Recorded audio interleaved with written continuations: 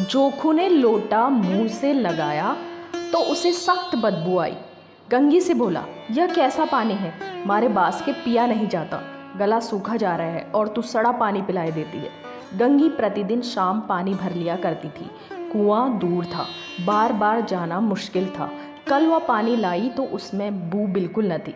आज पानी में बदबू कैसी? लोटा नाक से लगाया तो सचमुच बदबू थी।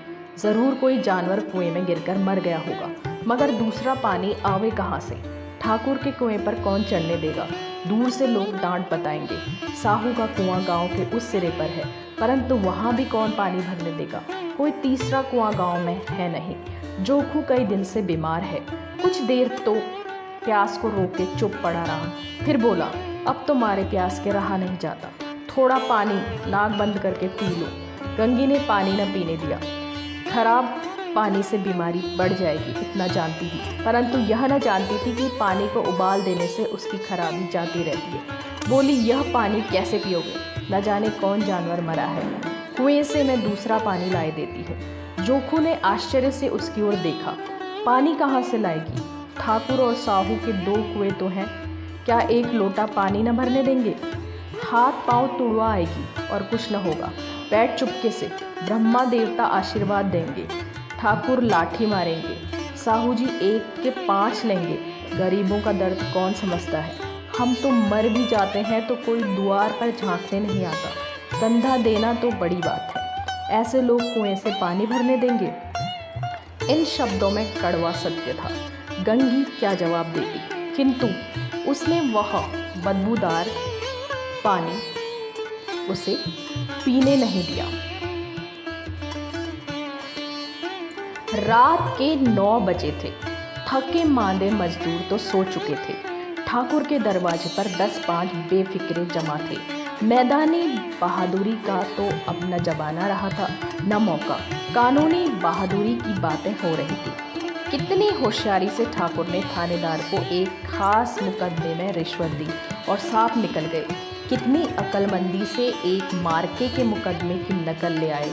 नाजिर और मोहतमिम सभी कहते थे, नकल नहीं मिल सकती। कोई 50 मांगता, कोई 100। यहाँ पैसे कौड़ी नकल उड़ा दी। काम करने का ढंग चाहिए। उसी समय गंगी कुएं से पानी लेने पहुंची। कुप्पी की धुंधली रोशनी कुएं पर आ रही थी। गंगी जगत की आड़ में बैठी मौके का इंतजार करने लगी। इस कुएं का पानी सारा गांव पीता है, किसी के लिए यहाँ रोका नहीं। सिर्फ ये बदनसीब नहीं भर सकते। गंगी का विद्रोही दिल रिवाजी पाबंदियों और मजबूरियों पर चोटें करने लगा। हम क्यों नीच हैं और ये लोग क्यों ऊंच हैं? इसलिए कि ये लोग गले में तांगा डाल देते हैं। यहाँ तो जितने हैं एक से एक छठे हैं। चोरी ये करें, जाल फरेब ये करें, झूठे मुकदमे ये करें। अभी इस ठाकुर ने तो उस दिन बेचारे गडरिए की भेड़ चुरा ली थी और बाद में मारकर खा गया। इन्हीं पंडित के घर में तो 12 मास जुआ होता है। यही साहू जी तो घी में तेल मिलाकर बेचते हैं, काम करा लेते हैं, मजूरी देते नानी मरती है। किस किस बात में हमसे ऊंचे हैं? हम गली गली चिल्लाते नहीं कि हम ऊंचे हैं, हम ऊंचे। कभी गांव में आ जाती हूँ तो रस भरी आंख से देखने लगते हैं, जैसे सबकी छाती पर सांप लौटने लगता है। परंतु घमंड यह है कि हम ऊंचे हैं। कुएं पर किसी के आने की आहट हुई। गंगी की छाती धक धक करने लगी। कहीं देख लें तो गजब हो जाएगा। एक लात भी तो नीचे न पड़े। उसने घड़ा और रस्सी उठा ली और झुक कर चलती हुई एक वृक्ष के अंधेरे साये में जा खड़ी हुई। कब इन लोगों को दया आती है किसी पर? बेचारे महंगू को इतना मारा कि महीनों लहू थूकता रहा, इसलिए तो कि उसने बेगार न दी थी। इस पर ये लोग ऊंचे बनते हैं। कुएं पर स्त्रियां पानी भरने आई थी। इनमें बात हो रही थी। खाना खाने चले और हुक्म हुआ कि ताज़ा पानी भर लाओ, घड़े के लिए पैसे नहीं हैं। हम लोगों को आराम से बैठे देखकर जैसे मर्दों को जलन होती है। हाँ, यह तो न हुआ कि कलसिया उठाकर भर लाते, बस हुक्म चला दिया कि ताज़ा पानी लाओ, जैसे हम लौंडिया ही हों। लौंडिया नहीं तो और क्या हो तुम? रोटी कपड़ा नहीं पाती, 10-5 रुपये भी छीन झपट कर ले ही लेती हो, और लौंडिया कैसे होती है? मत लजाओ दीदी, छिन भर आराम करने को जी तरस कर रह जाता है। इतना काम किसी दूसरे के घर कर लेती तो इससे कहीं आराम से रहती। ऊपर से एक एहसान मानता, यहाँ काम करते करते मर जाओ पर किसी का मुंह ही सीधा नहीं होता। दोनों पानी भरकर चली गई तो गंगी वृक्ष की छाया से निकली और कुएं की जगत के पास आई।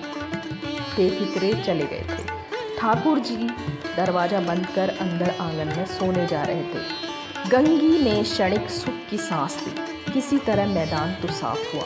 अमृत चुरा लाने के लिए जो राजकुमार किसी ज़माने में गया था वह भी शायद इतनी सावधानी के साथ और समझबूझकर न गया हो। गंगी दबे पांव कुएं की जगत पर चढ़ी।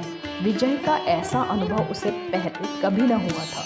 उसने रस्सी का फंदा घड़े में डाला, दाएं बाएं चौकन्नी दृष्टि से देखा, जैसे कोई सिपाही रात को शत्रु के किले में सुराख कर रहा हो।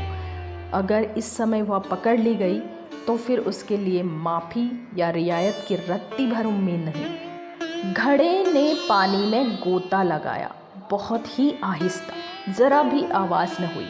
गंगी ने 2-4 हाथ जल्दी जल्दी मारे। घड़ा कुएं के मुंह तक आ पहुंचा।